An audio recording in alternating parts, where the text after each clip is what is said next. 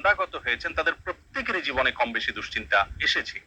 তারা তাদের সেই কঠিন সময়গুলোতে আল্লাহ রাব্বুল আলামিনের কাছে সাহায্য প্রার্থনা এবং আশ্রয় প্রার্থনা করার মাধ্যমে নিজেদেরকে এতটাই নিরাপদে রেখেছেন, এতটাই ভালো রেখেছেন, এতটাই স্বাভাবিক রেখেছেন যে কোনো বিপদ, কোনো মুসিবত, কোনো পেরেশানি, কোনো ডিপ্রেশন তাদেরকে ভেঙে ফেলতে পারেনি।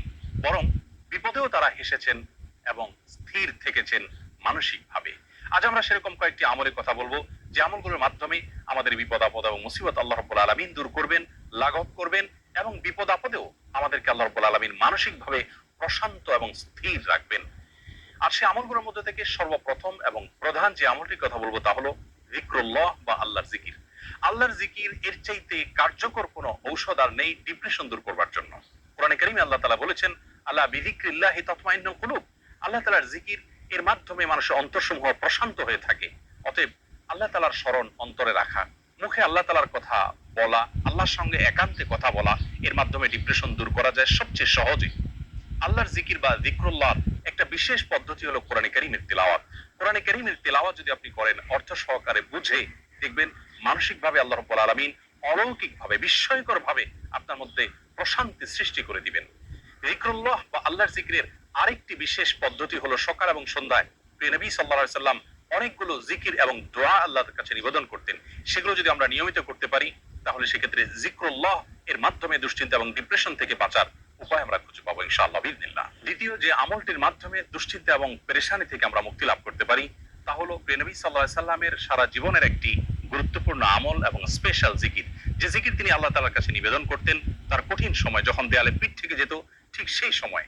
আর সেই জিকিরটি হলো লা ইলাহা ইল্লাল্লাহুল আযীমুল হালিম, লা ইলাহা ইল্লাল্লাহু রাব্বুল আরশিল আযীম, লা ইলাহা ইল্লাল্লাহু রাব্বুস সামাওয়াতি ওয়া রাব্বুল আরদ ওয়া রাব্বুল আরশিল কারীম।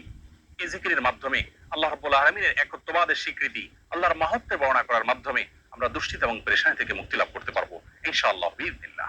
তৃতীয়ত যে আমলের মাধ্যমে আমাদের বিপদ আপদ এবং কঠিনতম সময়ে আল্লাহ তাআলার আশ্রয় প্রার্থনা করতে পারি, দুশ্চিন্তা থেকে মুক্তি লাভ করতে পারি, সে দোয়াটি প্রিয় নবী সাল্লাল্লাহু আলাইহি সাল্লাম সারা জীবন নিয়মিত পাঠ করতেন। আনাস রাদিয়াল্লাহু তাআলা আনহু তার 10 বছরের সেবক ছিলেন। তিনি বলেছেন, আমি নবী আলাইহিস সালামকে দেখেছি এই দোয়া সবসময় তিনি পাঠ করতেন এবং আল্লাহ তাআলার কাছে দুশ্চিন্তা এবং পেরেশানিতে আশ্রয় প্রার্থনা করতেন।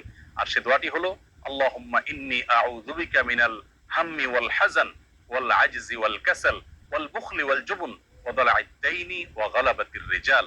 দোয়াটির অর্থ হলো আল্লাহুম্মা ইন্নী আউযু বিকা মিনাল হাম্মি ওয়াল হাযান, আল্লাহ আপনার কাছে আমি আশ্রয় প্রার্থনা করি, মুক্তি চাই পেরেশানি, দুশ্চিন্তা এবং ডিপ্রেশন থেকে, এবং ওয়াল আজজি ওয়াল কাসাল, অক্ষমতা এবং অলসতা থেকে এবং কৃপণতা থেকে, ভীরুতা থেকে আপনার কাছে আমি আশ্রয় প্রার্থনা করি, ঋণের যে চাপ প্রেশার আছে সেটি থেকে, এবং মানুষ আমার উপরে যেন চড়াও না হয় সে বিষয়ে আপনার আশ্রয় প্রার্থনা করি। চতুর্থত যে আমলের মাধ্যমে আমরা দুশ্চিন্তা, পেরেশানি এবং জীবনের কঠিন সময় আল্লাহ রাব্বুল আলামিনের স্পেশাল সাহায্য পেতে পারি তা হলো সালাত। সালাত হলো আল্লাহর সঙ্গে সংযোগ স্থাপনের সবচাইতে সহজ মাধ্যম। নবী সাল্লাল্লাহু আলাইহি সাল্লাম বলেছেন, সহিহ মুসলিমে বর্ণিত হয়েছে, আকরাবু মা ইয়াকুনুল আবদু মির রাব্বিহি ওয়া হুয়া সাজিদ। বান্দা যখন সিজদায় চলে যায় তখন আল্লাহর সবচাইতে নিকটতম অবস্থানে সে চলে যায়, আল্লাহর সবচেয়ে কাছাকাছি যেতে পারে।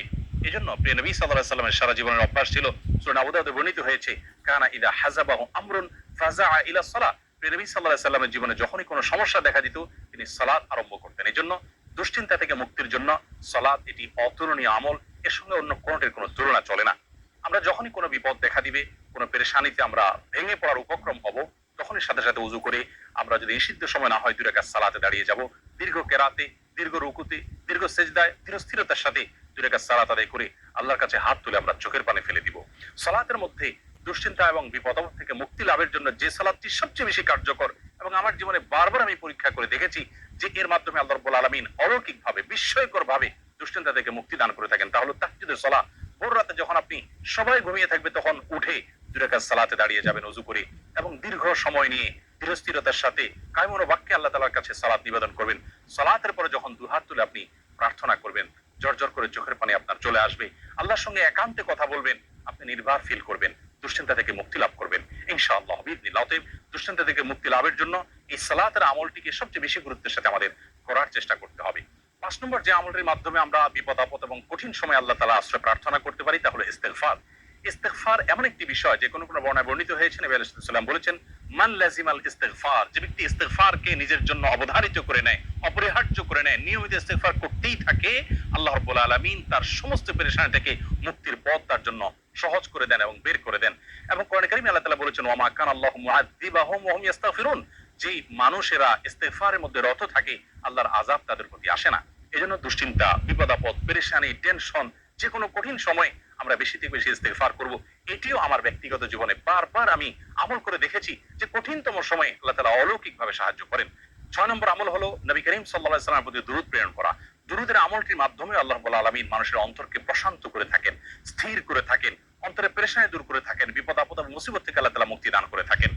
7 নম্বর এবং সর্বশেষ যে আমলটির কথা বলবো তা হলো সাদাকা।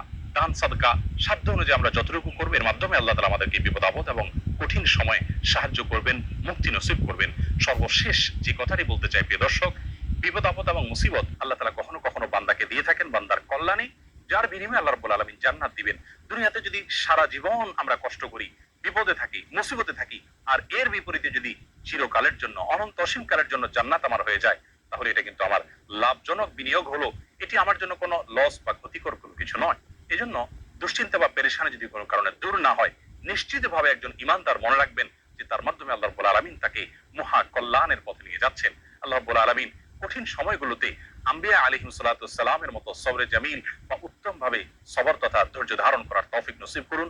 সকল বিপদ আপদ, সকল দুশ্চিন্তা এবং পেরেশানি থেকে আমাদের সকলকে মুক্তি নসিব করুন। আসসালামু আলাইকুম ওয়া রাহমাতুল্লাহি